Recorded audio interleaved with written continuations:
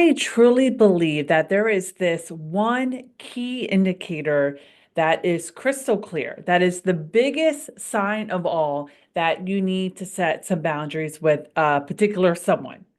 And that number one key indicator to me, and probably not just to me, I think this is probably from psychiatrists, psychologists, therapists, all of those professionals, is that the key indicator, how you feel when you are around somebody after hanging out with them for some time, how you feel afterward, the aftermath of that encounter says a lot about the quality and the dynamic and the health of this relationship, of this friendship.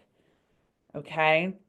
So that is the key indicator. So in this video, I want to give some examples of feeling, right? Feelings that you may have had or that you are having, right now in a particular relationship with somebody. And I really want you to then think about and just reflect on this relationship and see if it's something that you are really committed to taking space from, to creating this boundary, and then to really, enforcing it over time. Okay. So the number one feeling, you don't feel like there is any room for you to speak, to share what's going on in your life, genuinely to where you feel safe to share about your life, to where you genuinely feel that they are listening and that they actually care.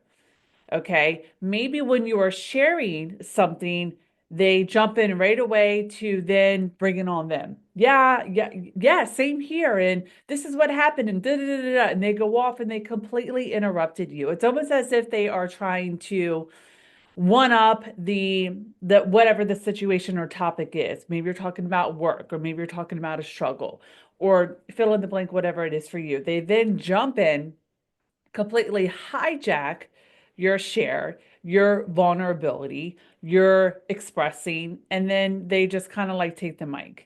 Right. So, I mean, like that doesn't feel good. That is a key indicator. What is the feeling you have after this encounter, after you are spending time with this person?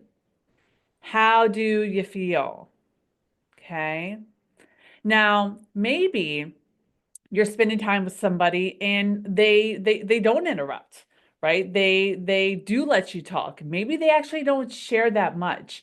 Or maybe you feel like they're listening in a judgmental or critical or just totally checked out, not even engaged, kind of manner. Okay. So like here, let me turn the heat down for a second because I'm frying up here. Frying up. Maybe they just don't feel like they really care, right? So that's going to impact you too and how you feel.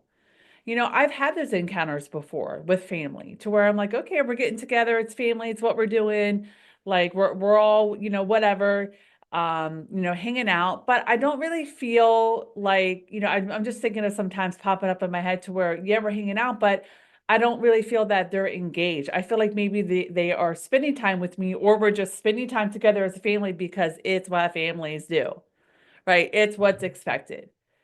But it's like, for me, and maybe this is for you too, like just because it's what families do doesn't mean that I'm going to play that role and be part of that circle and that mindset as well. Like, no, it may be what certain families do, but I'm not going to be inauthentic to myself. I'm not going to betray myself. I'm not going to just fit in and do what everyone else is doing. I want to feel good when I'm spending time with family, friends, people within my atmosphere of work, right? Within the biz.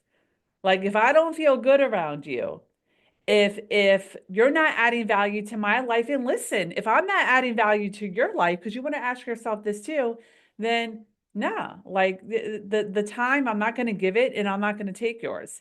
So there's going to be self-respect there, self-respect boundary, um, clear self-awareness that this relationship isn't really mutually beneficial. Okay.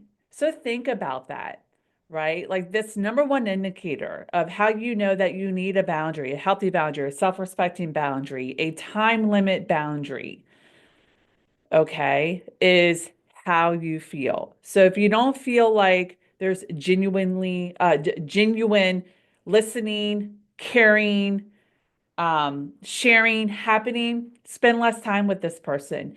If you feel, and this is a big thing, and I've talked about this in like my last two videos in this boundary series, but I think it's worth, continuing to mention again. Um, Draining. Do you feel exhausted? Do you feel drained after spending time with this person, after talking to this person? Okay, drained. Like, oh my God, like where did my life go? I feel dead. I feel like I need to sit on the couch for a year. Like, clear sign. Clear sign you need a boundary. And listen, this can be hard because people who are draining you, or maybe it's not all the time, but it's like a certain season that's happening and you've been there and you're trying to help them. Maybe something really bad or upsetting has happened, right? And you want to be there for this person. And you are like, you get that, you understand, like, wow, this is tough. This is going to be a lot.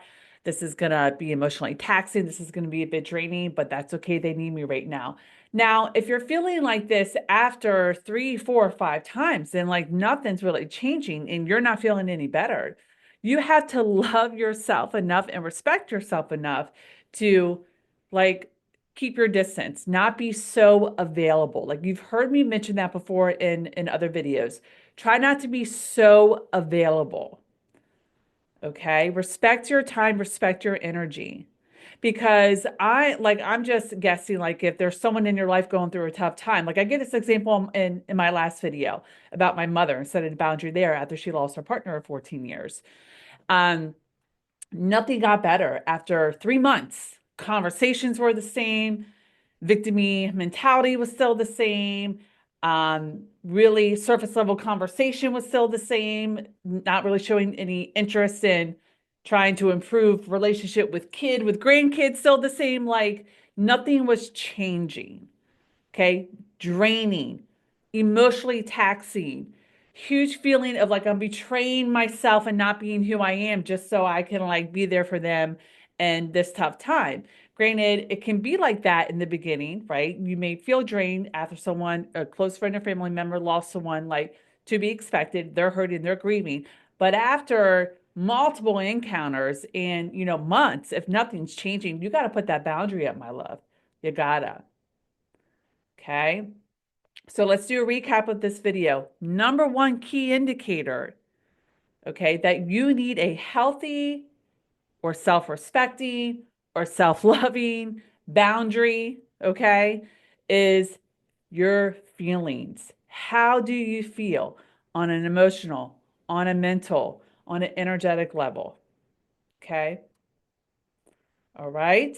So I hope this video was helpful for you today. Share with me below in the comments, my love. Like, tell me, like, are you spending time with somebody? What are you noticing? What has been the pattern of how you are feeling inside your body or inside your mind after hanging out with them? What's the pattern? Is there a pattern you're noticing? Okay, do you need help with setting a boundary there? Do you want to know like what do you say? How do you get started? Like share with me below in the comments specifically where you're struggling and let me help you in the comments beyond this video. Okay? Thank you for listening. Bye for now.